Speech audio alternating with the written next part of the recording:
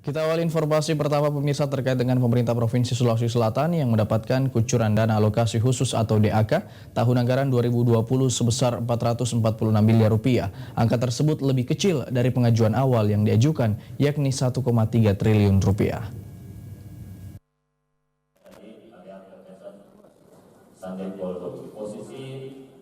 Pemprov Sulsel mendapatkan kucuran dana alokasi khusus atau DAK tahun anggaran 2020 sebesar 446 miliar rupiah.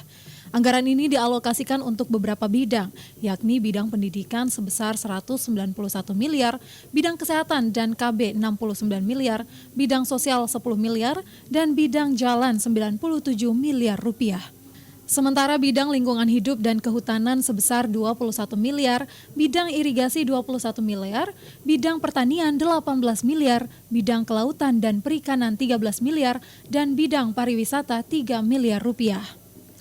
Gubernur Sulsel Nurdin Abdullah menegaskan agar realisasi DAK terserap dengan baik, maka organisasi perangkat daerah atau OPD harus melakukan perencanaan sesuai dengan kebutuhan.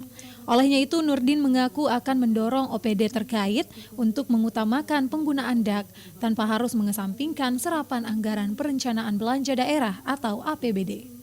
DAK itu harus menjadi utama, disupport oleh APBD. Makanya saya tadi sudah ingatkan bahwa daya serap ini harus kita pacu. Nah, saya kira rapat konsultasi ini akan lebih mempercepat lagi daya serap, saya kira, karena semua komponen hadir.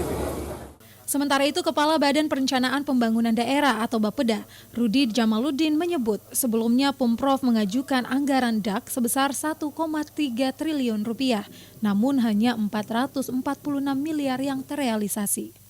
Jadi dari total usulan kita itu 1,3 triliun sebelumnya, ya. Tetapi yang teralokasi di DAK 2020 cuma 446.